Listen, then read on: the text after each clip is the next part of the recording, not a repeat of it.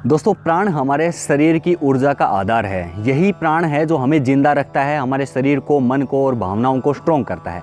Actual में प्राण हमारे पूरे शरीर को प्रभावित करता है या हमारे जीवन का आधार है। हमारी जो भी जीवनी शक्ति है वो प्राण की वजह से है। जिसके शरीर में जितना अधिक प्राण होगा, जितने अधिक प्राणिक ऊर्जा होगी, वो उतना अधिक एनर्जेटिक होगा, उसकी बॉडी की फंक्शनिंग उतने अच्छे तरीके से काम करेगी।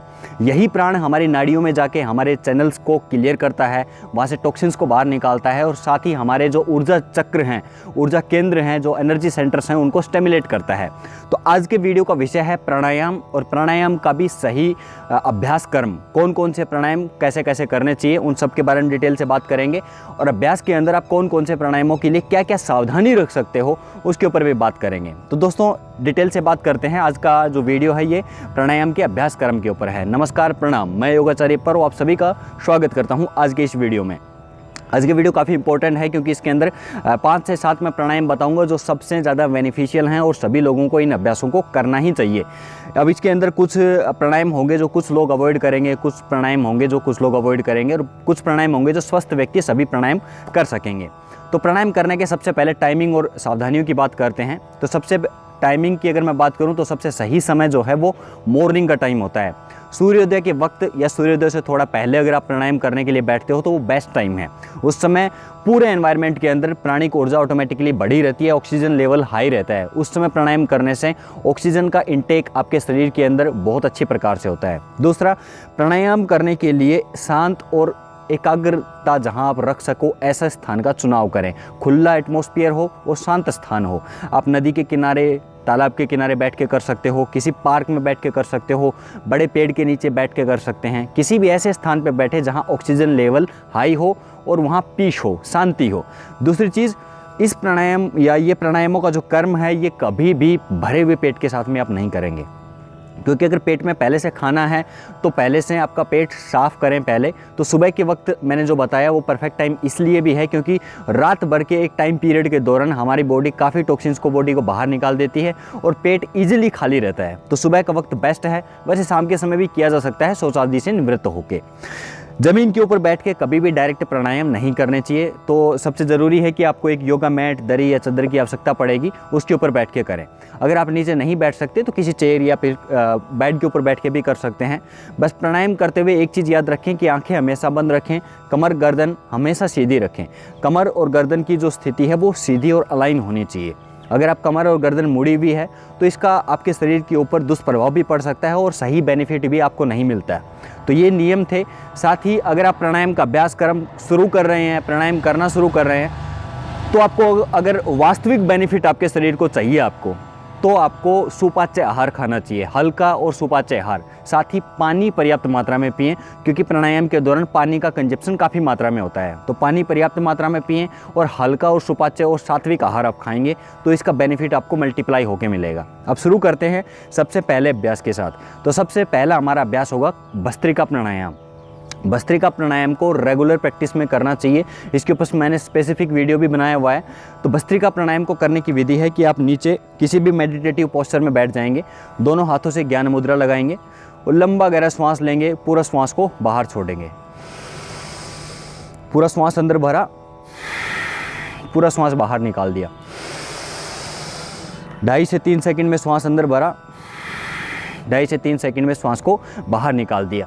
यही स्पीड और यही गति आपकी रहेगी। साथ ही इसकी टाइमिंग जो है उसका भी आपको ध्यान रखना है। बहुत तेज़ी के साथ नहीं करना, शरीर के अंदर कोई मूवमेंट नहीं होगा। ये तो ऐसे दोनों हाथों को घुटनों के ऊपर रख के। इस अभ्यास को कुछ लोग हाथों की मूवमेंट के साथ भी करते हैं, जैसे इनहेलेशन के साथ ऊपर हाथ लेके गए, एक्सहेलेशन के साथ नीचे।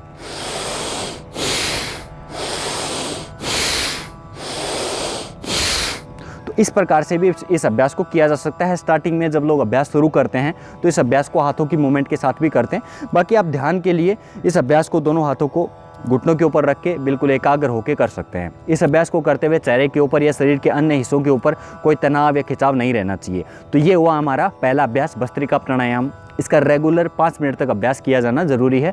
धीरे धीरे इसकी समय सीमा को बढ़ा सकते हैं।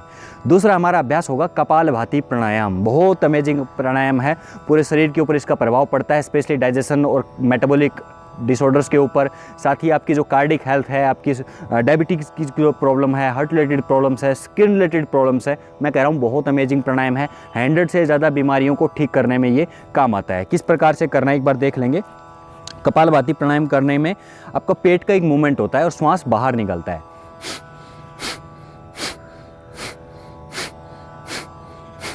पेट अंदर जाएगा, श्वास बाहर निकलेगा, पेट अंदर जाएगा, श्वास बाहर निकलेगा, यही क्रम चलता रहेगा।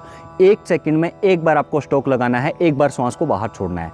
इसमें एक्टिवली आपका एक्सहेलेशन होता है, श्वास निकलने की प्रक्रिया होती है और श्वास लेने की प्रक्रिया होती है, वो अपने आप से घटित होती है। तो इसमें आप श्वास छोड़ने के ऊपर ध्यान रखेंगे और पेट के मूवमेंट को महसूस करेंगे। ये आपकी पेट की समस्याओं के लिए बहुत बेहतरीन और बेस्ट प्राणायाम माना जाता है। तो दूसरा अभ्यास हमारा हुआ कपालभाति प्राणायाम। हर कोई कर सकता है इसको, सिर्फ हाइड्रोसिल की प्रॉब्लम है या फिर हाई ब्लड प्रेशर की प्रॉब्लम है, उन लोगों को कंसल्ट करके इस अभ्यास को करना चाहिए। या फिर अल्सरेटिव कोलाइटिस की प्रॉब्लम है या अल्सर की प्रॉब्लम है, तो ऐसी कंडीशन में भी कंसल्ट करके इस अभ्यास को करें या फिर धीमी गति के साथ में इस अभ्यास को करें। इसको कभी भी तेज़ी के साथ नहीं करना चाहिए या भरे हुए पेट के साथ नहीं करना चाहिए। तो ये इस प्राणायाम को लेकर सावधानियाँ हुई। तीसरे प्राणायाम की बात कर रहा हूँ। तीसरा हमारा प्राणायाम है बाह्य प्राणायाम। बाह्य प्राणायाम के अंदर हम श्वास को बाहर निकालते हैं और बाहर निकाल के बाहर रोक देते हैं। उसके बाद हम त्रिबंध का इसमें अभ्यास करते हैं। जालंधर बंद, उड्डयन बंद और मूल बंद। मूल बंद के अंदर हम अपनी एनएस पॉइंट को ऊपर की तरफ कॉन्ट्रैक्ट करते हैं। उड्डयन बंद के अंदर पेट को अंदर खींच के पीछे की साइड पीठ के साथ चिपका देते हैं और जालंधर बंद के अंदर ठुड्डी को अपनी चेस्ट के साथ लगा देते हैं। यही इन 3 बंदों का अभ्यास होगा। एक बार देख लेंगे किस प्रकार से इस अभ्यास को किया जाता है।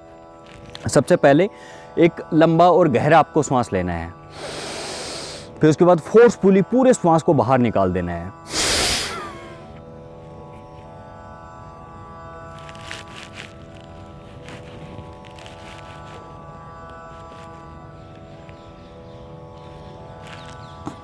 यथाशक्ति रुकने के बाद धीरे धीरे फिर सभी बंदों को हटाते हुए पुनः आप श्वास अंदर लेंगे। तो ये इसका अभ्यास का तरीका होगा। जो हमारा बाह्य प्राणायाम है, इस अभ्यास को त्रिबंध के साथ में करना चाहिए। इस अभ्यास से आपकी पेट की मांसपेशियों के लिए ये बेस्ट अभ्यास माना जाता है, क्योंकि इसमें आप पेट को अंदर की तरफ खींचते हो तो एक वक्त तक पेट की मांसपेशियों को ब्लड का फ्लो रुक जाता है और जैसे ही आप इसको रिलीज़ करेंगे ऑक्सीजनेटेड ब्लड वहाँ तक जाएगा और उनको एनर्जी और न्यूट्रिशंस प्रोवाइड करेगा। साथ ही इस प्राणायाम का एकाग्रता के लिए बहुत बेहतरीन अभ्यास है। इसके अभ्यास से मणिपुर चक्र के ऊपर विशेष प्रभाव पड़ता है। साथ ही जब मूल बंद का हम कॉन्ट्रैक्शन करते हैं तो ये आपके जेंटल ऑर्गन्स की फंक्शनिंग को इम्प्रूव करने में भी बेस्ट रोल प्ले करता है। साथ ही जालंधर बंद इसमें लगाते हैं तो आपके कैरोटिड साइनस के ऊपर भी इसका प्रभाव पड़ता है। तो आपके ब्लड सर्कुलेशन के अंदर, आपकी ब्लड प्रेशर को कंट्रोल करने के अंदर, साथ ही बॉडी के अंदर ऑक्सीजन लेवल को कंट्रोल करने में कैरोटिड साइनस का अहम रोल है। जब हम जालंधर बंद लगाते हैं तो कैरोटिड साइनस की फंक्शनिंग बढ़ती है। तो ये बेस्ट प्राणायाम है, बाह्य प्राणायाम। इस अभ्यास को किया जाना चाहिए।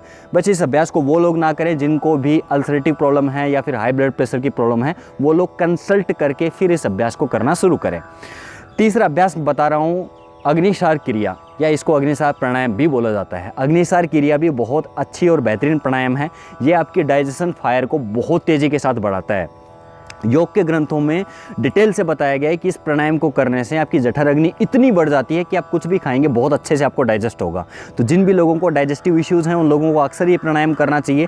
किस प्रकार से करना है, किस प्रकार से होगा ये प्राणायाम, उसको देखेंगे। देखिए इसमें भी बाह्य प्राणायाम की तरह ही आप लंबा गहरा श्वास लेंगे, पूरे श्वास को बाहर निकालेंगे और पेट का मूवमेंट इसमें होगा। पेट को अंदर की तरफ खींचना है, पेट को रिलीज़ करना है। यही अग्निसार प्राणायाम की या क्रिया की विधि है। किस प्रकार से करना है एक बार देख लें और समझ लें इस अभ्यास को। अग्निसार क्रिया वैसे तो सभी लोग कर सकते हैं, लेकिन उन लोगों को थोड़ी सावधानी रखनी चाहिए जिनको भी बहुत क्रोनिक कोई समस्या है, जैसे अल्सर की अगर समस्या है, आपको कोलाइटिस की समस्या है या हाई ब्लड प्रेशर की इश्यूज़ हैं, हाइड्रोसिल की समस्या है, तो कंसल्ट करके फिर इस अभ्यास को करना शुरू करें। तो अग्निसार प्राणायाम की बात कर रहे थे। इसमें पहले सबसे पहले डीप ब्रीथ करेंगे हम। इनहेल किया, फिर कंप्लीटली एक्सहेल करना है आपको। पूरा श्वास बाहर छोड़ने के बाद पेट को अंदर खींचना है, लूज छोड़ना है, अंदर खींचना है, लूज छोड़ना है। देख लें एक बार, समझ लें इसको। पूरा श्वास लिया,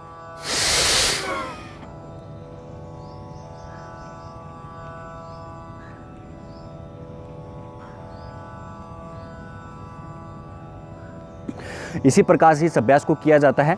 पेट अंदर जाएगा, लूज छोड़ेंगे, पेट को अंदर खींचेंगे, फिर से लूज छोड़ेंगे। इससे आपकी पेट की जो फंक्शनिंग है ना, मैं कह रहा हूँ बहुत अमेजिंग तरीके से बढ़ेगी। आपकी डाइजेशन फायर बढ़ेगी, साथ ही साथ आपकी एब्जॉर्प्शन की शक्ति भी बढ़ जाएगी। जो आप खा रहे हो वो ठीक प्रकार से डाइजेस्ट होगा और शरीर के ऊपर ठीक प्रकार से लगेगा। अक्सर हम जो आहार खाते हैं उसका बहुत कम हिस्सा एब्जॉर्ब कर पाते हैं, अवशोषित कर पाता है शरीर। इससे आपकी जो आंतों की प्रणाली है उसमें सुधार आएगा। अगर आपको कॉन्स्टिपेशन की प्रॉब्लम रहती है तो इस अभ्यास को करें, पेट के अंदर संचित मल इससे बाहर निकलता है। तो ये हमारा अगला प्राणायाम हुआ। इसके बाद अगले अभ्यास की तरफ बढ़ते हैं जिसका नाम है उज्जाई प्राणायाम। उज्जाई प्राणायाम गले के लिए, थायराइड के लिए, या जो लोग बोलने का काम करते हैं या जो सिंगिंग का रोल प्ले करते हैं उन लोगों के लिए बेस्ट है ये प्राणायाम। साथ ही थायराइड की हेल्थ को इम्प्रूव करने के लिए बहुत अच्छा है। और थायराइड जो है ये हमारी मेटाबॉलिक रेट को कंट्रोल करता है। तो इस अभ्यास को रेगुलर करना चाहिए। किस प्रकार से करना है देख लें एक बार। गले को टाइट करके, गले से घर्षित करते हुए वायु को अंदर भरना है। उसके बाद में वायु को यथाशक्ति अंडर होल्ड करके रखेंगे। उसके बाद राइट नोस्ट्रिल को बंद करते हुए लेफ्ट से श्वास को रिलीज कर देंगे। देख लें एक बार। गले को टाइट किया,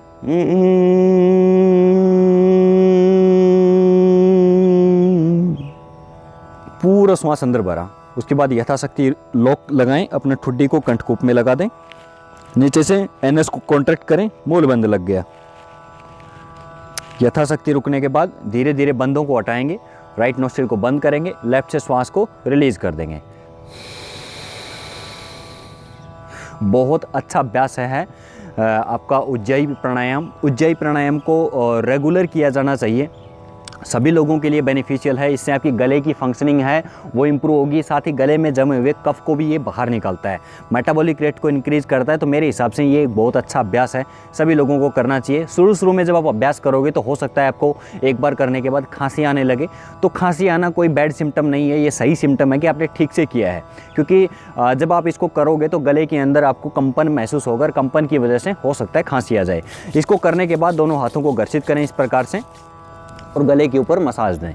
इस अभ्यास को 5 बार से शुरू करके 10 से 11 बार तक किया जा सकता है। जिन लोगों को थायराइड के इश्यूज़ रहते हैं वो 15 बार तक भी इस अभ्यास को रिपीट कर सकते हैं। अगले अभ्यास की तरफ बढ़ते हैं। अगला हमारा अभ्यास है अनुलोम विलोम प्राणायाम। अनुलोम विलोम प्राणायाम भी बेस्ट प्राणायाम है, सभी लोगों को इस अभ्यास को करना चाहिए। अनुलोम विलोम प्राणायाम को करने के लिए राइट नोस्ट्रिल को बंद करें, लेफ्ट से श्वास को अंदर भरेंगे। पूरा श्वास अंदर भरने के बाद लेफ्ट नोस्ट्रिल को बंद करें, राइट से श्वास को रिलीज कर दें। फिर राइट से श्वास को अंदर लेंगे, लेफ्ट से श्वास को बाहर छोड़ देंगे। फिर लेफ्ट से भरेंगे, राइट से श्वास को रिलीज कर देंगे। यही श्वास लेने और छोड़ने का क्रम चलेगा। अनुलोम विलोम प्राणायाम बहुत बेहतरीन प्राणायामों में से एक प्राणायाम माना जाता है, या इसको निरापद या सबसे सुटेबल प्राणायाम इसको बोला जाता है। अनुलोम विलोम प्राणायाम आपके शरीर के लिए तो अच्छा है ही, आपके मेटाबॉलिक रेट के लिए तो अच्छा है ही। साथ ही इस प्राणायाम का विशेष बेनिफिट ये है कि ये आयुर्वेद में बताए गए वात, पित्त और कफ तीनों दोषों को, त्रिदोष को संतुलित करने का काम करता है। साथ ही दोस्तों अनुलोम विलोम प्राणायाम आपकी कार्डिक हेल्थ के लिए, स्किन के लिए, मेंटल पावर को इंप्रूव करने के लिए बहुत बेस्ट प्राणायाम बताया जाता है। तो इस अभ्यास को भी आप 5 मिनट से शुरू करके धीरे धीरे इसकी समय सीमा को बढ़ा सकते हैं। मेमोरी पावर के लिए मैं कह रहा हूँ सबसे अच्छा और सुटेबल प्राणायाम इसको कहा जाता है। अगले अभ्यास की तरफ बढ़ते हैं। 2 अभ्यास अगले बता रहा हूँ जो स्पेशली आपके माइंड के लिए हैं, मानसिक शांति प्रदान करने के लिए हैं। इस अभ्यासों को करने से आपकी मेंटल पावर बढ़ेगी और मानसिक शांति आपको मिलेगी। इनको लास्ट में करना चाहिए। तो इसमें पहला हमारा अभ्यास होगा भ्रामरी प्राणायाम और दूसरा अभ्यास होगा उद्गीत प्राणायाम। भ्रामरी और उद्गीत दोनों ही प्राणायाम आपको मानसिक शांति प्रदान करेंगे। पहले अभ्यास में हम भ्रमर जैसी ध्वनि उत्पन्न करते हैं और दूसरे अभ्यास में ओम का उच्चारण इसमें करते हैं। तो सबसे पहले अभ्यास के साथ शुरू करते हैं। इसमें फर्स्ट फिंगर आप फोरहेड के ऊपर रखोगे इस प्रकार से, और बची हुई 3 उंगलियां आंखों के ऊपर आएंगी। और कान का जो बाहर का एक कार्टिलेज होता है इसको आप अंदर की तरफ दबा के बंद कर लोगे। यही इसको लगाने की पोजीशन होती है। और उसके बाद भ्रमर जैसी आपको ध्वनि उत्पन्न करनी है। लंबा गहरा श्वास लिया, उसके बाद उच्चारण करेंगे।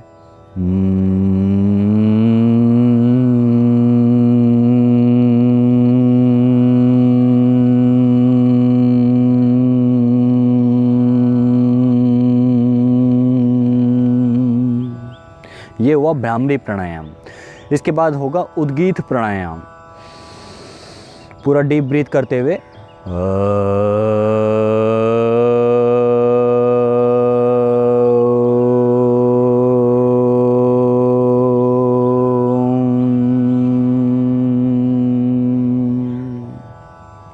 तो इस प्रकार से ये दोनों ही बहुत बेहतरीन प्राणायाम हैं आपके शरीर के लिए, मन के लिए और पूरे ऑल ओवर बॉडी के अंदर। जब आप दोनों प्राणायामों को करेंगे, भ्रामरी और उद्गीत, तो आप पूरे शरीर के अंदर तरंगों को फैलते हुए स्पंदन को महसूस करोगे।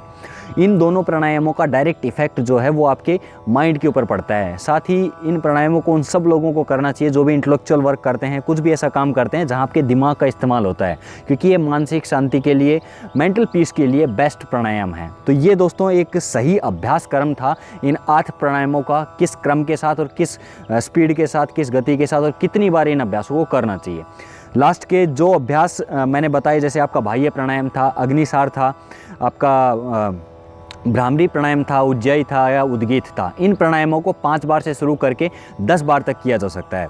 ऐसे ही अनुलोम विलोम, कपालभाति और भस्त्रिका प्राणायाम, इन प्राणायामों को आप 5 मिनट से शुरू करके धीरे धीरे इनकी समय सीमा को बढ़ा सकते हैं। अगर आपको कोई शारीरिक समस्या है तो आप इन प्राणायामों की जो टाइमिंग है उसको इंक्रीज़ करें, अधिक समय तक आप अभ्यास करें, क्योंकि शरीर को रोग तभी होता है जब शरीर के अंदर प्राणिक ऊर्जा कम होने लगती है। तो इन प्राणायामों का जब आप अभ्यास करोगे तो आपके शरीर के अंदर प्राणिक ऊर्जा बढ़ने लगेगी और प्राण ही जीवन का आधार है। आज की वीडियो का टॉपिक यही था। वीडियो अच्छा लगा हो, इन्फॉर्मेटिव लगा हो तो चैनल को सब्सक्राइब कर लें। साथ ही इन वीडियोज़ को अन्य लोगों के साथ भी शेयर किया करें, क्योंकि योग, आयुर्वेद और नेचुरोपैथी ही एक ऐसा साधन है जिससे हम निरापद तरीके से अपने आप को, शरीर को स्वस्थ रख सकते हैं। साथ ही हमारे परिवार का हम बिना पैसे खर्च किए हेल्थ को बनाए रख सकते हैं, स्वास्थ्य बनाए रख सकते हैं। तो आज की वीडियो में यही था। Always stay healthy, be happy. जय हिंद।